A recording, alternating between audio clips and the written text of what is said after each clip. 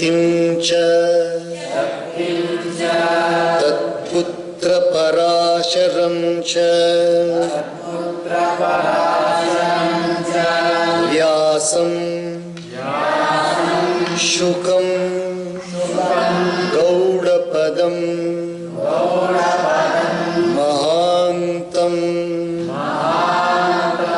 गोविन्दयोगीन्द्रं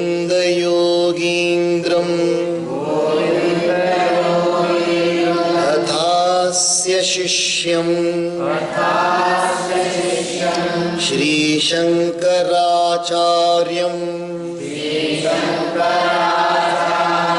अथास्य पद्मपादं च हस्तामलकं च शिष्यं दन्तोटकं वार्तिककारं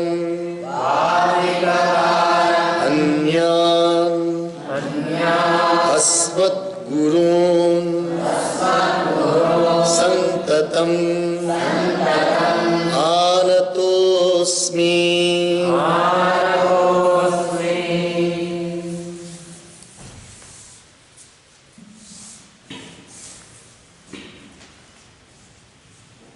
Every time, whenever a human being is confronted by different types of emotions, like intolerance, anger, sadness, or even very, very, very high sense of elation, happiness, that is the time when we have truthfully not at all remembered God. Whenever we come into a state of anger or a state of very, very, very high happiness, happiness because of which we forget many things and all the people who have helped us, all the people who have been of so much, because of whose kindness, because of whose assistance we have come up. We forget everything when we are very, very happy. So that is the time when we are to be corrected. Man has to correct himself by remembering Paramatma not just at occasions, but remembering Paramatma with every breath. Only when we remember Paramatma with every breath, ಪ್ರತಿ ಶ್ವಾಸದ ಜೊತೆಯಲ್ಲಿ ನಾವು ಪರಮಾತ್ಮನನ್ನು ಸ್ಮರಣೆ ಮಾಡಿಕೊಳ್ಳಿಲ್ಲ ಅಂತ ಹೇಳಿದ್ರೆ ನಮಗೆ ಬೇರೆ ಎಲ್ಲ ಭಾವಗಳು ನಮ್ಮನ್ನು ಪೂರ್ಣವಾಗಿ ಆವರಿಸ್ಕೊಳ್ತವೆ. ಕೋಪದ ಭಾವ, ತುಂಬ ಖುಷಿಯ ಭಾವ ಬಂದ್ಬಿಟ್ಟಾಗ ನಾವು ಎಲ್ಲರನ್ನು ಮರೆತು ಬಿಡ್ತೀವಿ. ನಮಗೆ ಯಾರ್ಯಾರು ಸಹಾಯ ಮಾಡಿದ್ದಾರೋ, ಯಾರ ಕಾರಣದಿಂದ ನಾವು ಇವತ್ತು ಈ ಸ್ಥಿತಿಗೆ ಬಂದಿದ್ದೀವಿ ಅದು ಕೂಡ ಮರೆತು ಬಿಡ್ತೇವೆ. ಸೊ ನಿಶ್ಚಿತವಾಗಿಯೂ ನಾವು ನೆನೆಸ್ಕೊಳ್ಬೇಕಾದ್ರೆ ಏನು, ಯಾವುದೇ ಕಾರಣದಿಂದ ಕೂಡ ನಾವು ಪರಮಾತ್ಮನನ್ನು ಮರಿಬಾರದು. ಇವತ್ತೇನಾದರೂ ನಾವು if at all we are today in any state of fortune, if at all we are in any state of benefit, if we are in a state of good health, it is all because of the grace of Paramatma, which is the primary requisite in our life. All the other efforts are all secondary. Grace of Paramatma is primary. ಪರಮಾತ್ಮನ ಕೃಪೆಯಿಂದಲೇ ನಾವು ಇವತ್ತು ಸಂತೋಷವಾಗಿರೋದು, ಪರಮಾತ್ಮನ ಕೃಪೆಯಿಂದಲೇ ನಾವು ಇವತ್ತು ನಮಗಿರೋ ಎಲ್ಲ ಸೌಕರ್ಯಗಳಿರೋದು, ಪರಮಾತ್ಮನ ಕೃಪೆಯಿಂದಲೇ ನಮಗೆ ಬುದ್ಧಿ ಇರೋದು, ಪರಮಾತ್ಮನ ಕೃಪೆಯಿಂದಲೇ ನಮಗೆ ವಾಣಿ ಮಾತಾಡಕ್ಕೆ ಬರೋದು, ಪರಮಾತ್ಮನ ಕೃಪೆಯಿಂದಲೇ ನಾವು ಓಡಾಡ್ತಾ ಇರೋದು, ಪರಮಾತ್ಮನ ಕೃಪೆಯಿಂದ ನಮಗೆ ಪ್ರೀತಿ ಸಿಗೋದು, ಎಲ್ಲವೂ ಕೂಡ ಪರಮಾತ್ಮ. ಅದು ಮರೆತು ಬಿಡ್ತೀವಿ ನಾವು. ಮರೆತಿದ ತಕ್ಷಣ ಏನಾಗುತ್ತೆ, ನಮಗೆ ದುಃಖ ಬಂದ್ಬಿಡುತ್ತೆ. ಆದ್ದರಿಂದ ನಾವು ಯಾವತ್ತೂ ಪರಮಾತ್ಮನನ್ನು ಮರೆಯೋ ಆ ತಪ್ಪನ್ನು ಮಾಡಬಾರ್ದು. ಇವಾಗ ಅದೇ ರೀತಿಯಲ್ಲಿ ಸ್ವಲ್ಪ ಗಮನ ಕೊಟ್ಟರು ಕೂಡ ಸೀತಾದೇವಿ ನಮಗೆ ತೋರಿಸ್ಕೊಡ್ತಾ ಇದ್ದಾರೆ. Sitadevi is showing us by example when she preferred the golden deer more than her consort Ram, who is there, Sakshat Paramatma is there. How can the golden deer be of more importance to her than Paramatma Ram, who is beside her? She is showing with an example that if you choose anything other than God more, then you lose all what you have. Don't give too much importance to anything in this world. There is some adequate importance, but remember that final, most important is Paramatma. Sitadevi ನಮಗೆ ಉದಾಹರಣೆ ರೂಪದಲ್ಲಿ ತೋರಿಸ್ಕೊಡ್ತಾ ಇದ್ದಾಳೆ. ಏನು ತೋರಿಸ್ಕೊಡ್ತಾ ಇದ್ದಾಳೆ? ಶ್ರೀರಾಮನನ್ನು ಮರೆತು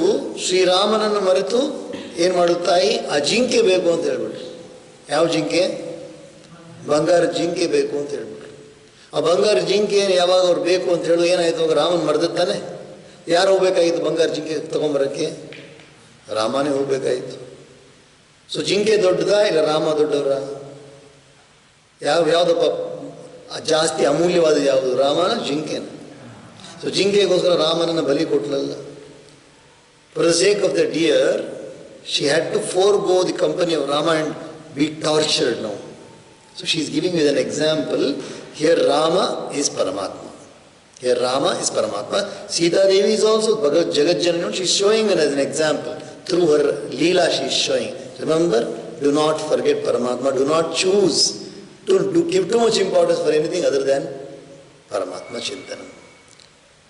ಇವಾಗ ದೇವಿ ಸೀತೆ ಹೇಳ್ತಾ ಇದ್ದಾರೆ, ಹನುಮಂತನ ಹೇಳ್ತಾ ಇದ್ದಾರೆ, Hanuman also please submit again and again to my lord the valiant Sri Rama as follows. ಹೇ ಹನುಮಾನ್, ಮತ್ತೆ ನನ್ನ ಶ್ರೀರಾಮರ ಹತ್ರ ಹೋಗಿ ಥರ ಹೇಳು. I am going to survive only for a month, O son of Dasharatha. ಇನ್ನು ಒಂದೇ ಒಂದು ತಿಂಗಳು ಬದುಕಿರ್ತೀನಿ. ಮಾತ್ರ ನಾನು ಬದುಕಿರ್ತೀನಿ. I shall not live beyond the month, I swear to you by truth. ಅಂದರೆ Ravana is given 2 months time. ಇನ್ನು 2 ತಿಂಗಳು ಸಮಯ ಕೊಟ್ಟಿದ್ದಾರೆ ರಾವಣ. ಆದರೆ ಸೀತಾ ಏನು ಹೇಳ್ತಾರೆ? ಒಂದೇ ತಿಂಗಳಿದೆ. ಯಾಕಂದ್ರೆ ಮತ್ತೆ ಇನ್ನೊಂದು ತಿಂಗಳು ಬದುಕೋದೇನಿಗೆ. I will wait for 1 month. ಒಂದು ತಿಂಗಳು ವೇಟ್ ಮಾಡ್ತೀನಿ. ನೀನು ಬರಲಿಲ್ಲ ಅಂದರೆ even before Ravana does anything I would have given up my life. You ought to rescue me, confined as I am by Ravana of sinful deeds, and subjected to persecution at the hands of ogresses, O heroic prince.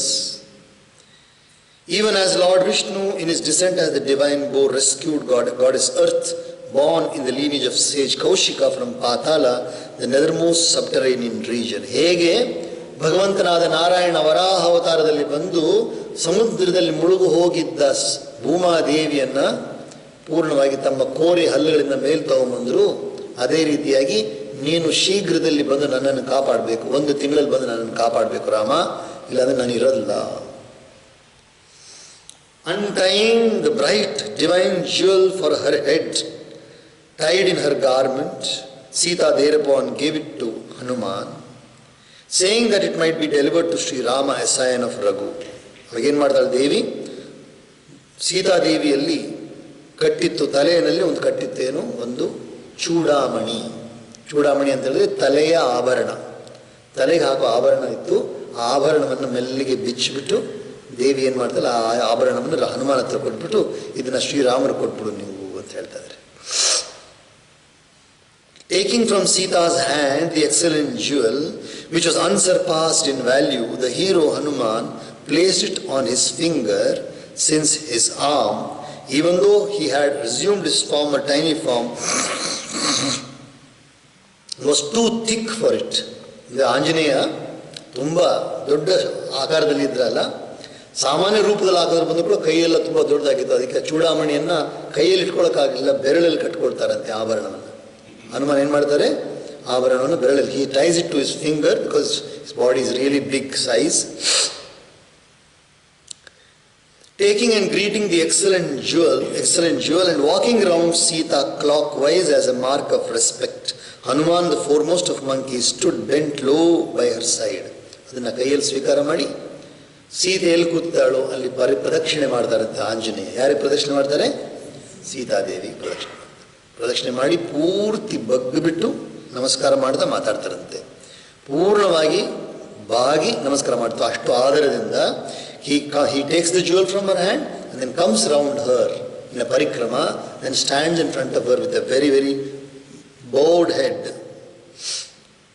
Filled with great delight, born of Sita's discovery,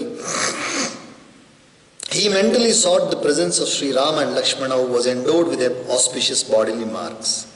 ಇವಾಗೇನು ಆಂಜನೇಯನಿಗೆ ತುಂಬ ಸಂತೋಷ. ಯಾವ ಸಂತೋಷ? ಇಷ್ಟೆಲ್ಲ ಹುಡುಕದ ನಂತರ ಕಿಷ್ಕಿಂಧಾದಿಂದ ಮಹೇಂದ್ರಗಿರಿ ಪರ್ವತಕ್ಕೆ ಬಂದು ಮಹೇಂದ್ರಗಿರಿ ಪರ್ವತದಿಂದ ಸಮುದ್ರವನ್ನು ದಾಟಿ ಶ್ರೀಲಂಕೆಗೆ ಬಂದು ಒಂದೊಂದು ರೂಮ್, ಒಂದೊಂದು ಕೊಠಡಿಯನ್ನು ಕೂಡ ಹುಡುಕಿ ಅರಮನೆಯೆಲ್ಲ ಹುಡುಕೊಂಡು ಕೊನೆಯಲ್ಲಿ ಅಶೋಕ ವನಿಕಾರಲ್ಲಿ ಸೀತಾ ಸಿಕ್ಕಿದಾರಲ್ಲ, ತುಂಬ ಸಂತೋಷ ಅವರಿಗೆ. ಆಂಜನೇಯ ಭಾಳ ಸಂತೋಷ. He is very happy because he has found Sita after such a strenuous journey. He travelled by air, then came there, then he went to every single house in Lanka. Ultimately he found Sita Devi, so he is very, very happy now, delighted now. Then he remembered Sri Rama and Lakshmana, he prayed to them in his mind, rejoiced at heart to receive that valuable superb jewel born on her person by the daughter of King Janaka, by dint of her occult power, so that it remained unnoticed by the ogresses all the while, and thus resembling one who was shaken by a blast coming from the top of a huge mountain, and then delivered from it, Hanuman prepared to set out on his return journey. ಒಂದು ಪ್ರಶ್ನೆ ಬರುತ್ತಲ್ವಾ, ಸೀತಾದೇವಿಯ ಯಾರು ಮೊದಲು ಅಯೋಧ್ಯದಿಂದ Sitadevi ಹೊರಟಿರೋದು. Sita started from Ayodhya. Then she actually gave up all her jewels and she dressed herself like Ram only. So from where did she get back the jewels is one question which is put by some of us. Where did she get the jewels? It is said that when she went to Ahalya Devi, when she stayed in the ashram, Anasuya Devi's ashram, they go and stay in one place, then she gives her jewels. Said, don't go without jewels, you wear them once again. So again she is given jewels to wear. That is one part of the thing. The other one is Sita Devi, what just now Valmiki Ramayana she has expressed that Sita Devi could, although she is enacting a Leela, she could hide the jewels from anybody with remembrance that sometime or the other they will be of use. So she had worn them, that you can see here that the ogresses, the demons did not notice that. And when Ravana picked her up also, she threw down one jewel. Ravana Sita Deviಯನ್ನು ಎತ್ಕೊಂಡಾಗ ಅಪಹರಣ ಮಾಡ್ಕೊಂಡು ಹೋದಾಗ ಒಂದು ಒಡವೆನ ಹಾಕ್ಬಿಟ್ಟಿದ್ರು, ಅದು ಸಿಕ್ಕಿತ್ತು ಅಲ್ಲಿ. ಇವಾಗ ಇನ್ನೊಂದು ಒಡವೆ ಉಳಿದಿದೆ. So she could hide that jewel.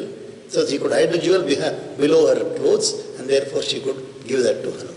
So two different versions are there. But here Valmiki is saying that she could, by dint of her maya, by dint of her power, she could hide the jewel. ಅವಾಗ ಹನುಮಾನ್ ಬಂದ್ಬಿಟ್ಟು ತುಂಬ ದೊಡ್ಡ ಭಾರ ಇಳಿದಂಗೆ, ದೊಡ್ಡ ಭಾರ ಬಂದ್ಬಿಟ್ಟು ಬಹಳ ದೊಡ್ಡ ಭಾರ ಅವ್ರ ಮೇಲೆ ಇಳಿದಂಗೆ ಸಂತೋಷಪಟ್ಟು ಅಲ್ಲಿಂದ ಹನುಮಾನ್ ಅವರ ಅಪ್ಪಣೆಯನ್ನು ಪಡೆದು ಹೊರಟಿದ್ದಾರೆ. Thus, the Canto 38 in the Sundarakanda of the glorious Ramayana of Valmiki, the work of a rishi and the oldest epic. Ekona Chatvarinshah Sargaha. Canto 39, Canto 34. Canto 39, Sita asks Hanuman when the latter is about to depart with the jewel for her head, to apprise Sri Rama and Lakshmana of her own welfare and urge them to rescue her. When Sita expresses her misgivings about the capacity of the heroes on Sri Rama's side to cross the sea, Hanuman expatiates on the might of the monkey heroes and assures her of their ability to cross it, and in the end consoles her by promising to bring Sri Rama and Lakshmana on his back across the sea.